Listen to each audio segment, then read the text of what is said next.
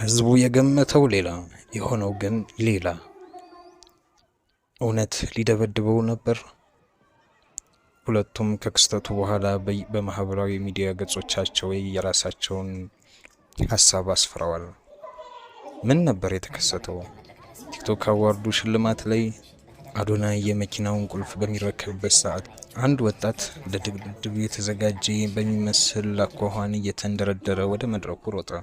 ከዛም በሲኩሪቲ ጋርዶች አፈፍ ተደርጎ ተገፍትሮ ከመድረኩ እንዲባረር ሆነ። አዶናይም በድንጋጤ ወደ ኋላ ሸተት ብሎ ነበር። ከዚህ ቪዲዮ በመነሳት አብዛኛው ህዝብ ይህ ወጣት የዩቲናስ ደጋፊ ነው፣ አዶናይ መኪናውን በመሸለሙ በመናደድ ሊደበድበው ነው ወደ መድረክ ይወጣ እያሉ ሁሉም ሰው የራሱን መላምት አስቀምጦ ነበር። አዶናይ ሲሸለም ይህ ሽልማት ለአንተ አይገባም ለዩቲ ነው የሚገባው በማለት በተቃውሞ መድረክ ድረስ ወጥቶ አዶናይ አስደንግጦታል። እንዲህ አይነትና መሰል አስተያየቶችን ቢሰጡም ነገሩ ግን ካሰብነው በተቃራኒ ሆኖ ተገኝቷል። በጉዳዩ ላይ አዶናይም ሆነ ግለሰቡ የራሳቸውን አስተያየት ሰጥተዋል። እስኪ በመጀመሪያ ግለሰቡ የሰጠውን አስተያየት አዳምጠን እንመለስ።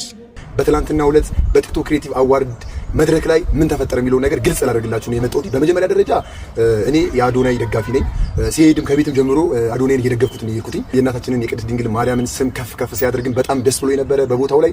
ከዛ በኋላ ደግሞ ቁልፉንም ደግሞ ሲወስድ ደግሞ በጣም ደስ ብሎኝ ስለነበረ ደስታዬንና ሪስፔክቴን እንግዲህ ለመግለጽ መድረክ ላይ ወጥቼ ነበረ። ይህንንም ደግሞ እንግዲህ የጸጥታ ኃይሎች ስላልፈለጉት ከዛ ቦታ ላይ ለማስወረድ በነበረ ትንሽ አለመግባባት ያን ነገር ግን እየተቆራረጠ እንግዲህ እኔ አዶናይን ልደበድበው እሱን ልመታው እንደወጣው ተደርጎ እየተለቀቀ ያለው ነገር በጣም የሚያሳፍር ነገር ነው። እውነት ለመናገር አንዳንዶቹ ሁሉ ትንታኔ እየሰጡበት ያለው በቃ የምር ልደበድበው የወጣው አይነት አድርገው እንትን እያሉ ያሉ እያናፈሱ ያሉ ሰዎች አሉ፣ በጣም በሚገርምና በሚደንቅ ሁኔታ።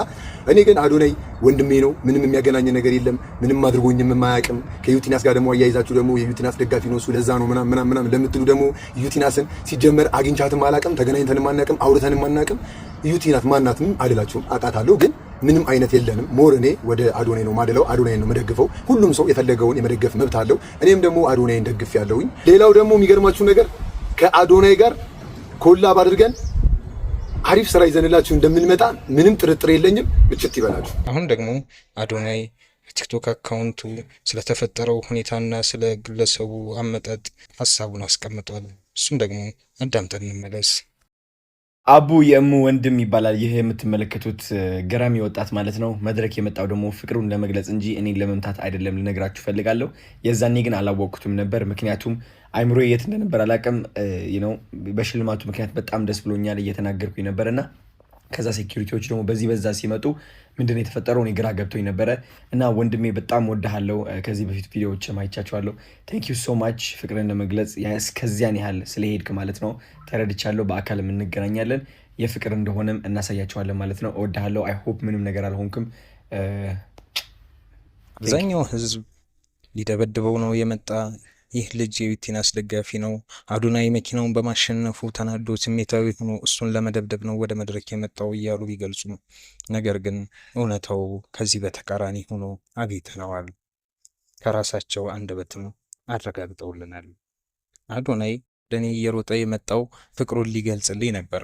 እኔ ግን በሰዓቱ በጣም በሽልማቱና በወከባው ቢዚ ሁኜ ስለነበረ ልብ አላልኩትም፣ አላስተዋልኩትም ነበረ ሲል ገልጿል።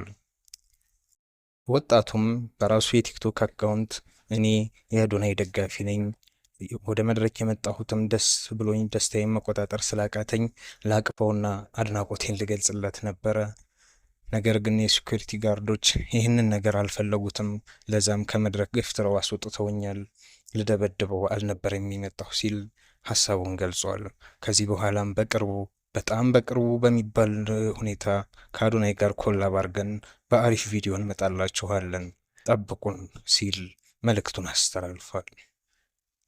ከዚህ የምንረዳው ሁላችንም ቢሆን የምናየውን ነገር ሳይሆን እውነታውን ቀድመን ማረጋገጥ አለብን። ከራሳቸው አንደበት ሳንሰማ ባየነው ነገር ብቻ መፍረድ የለብንም። ህዝቡንም ማጋጨት እንደሌለብን ትምህርት ሆኖን አልፏል። እናመሰግናለን።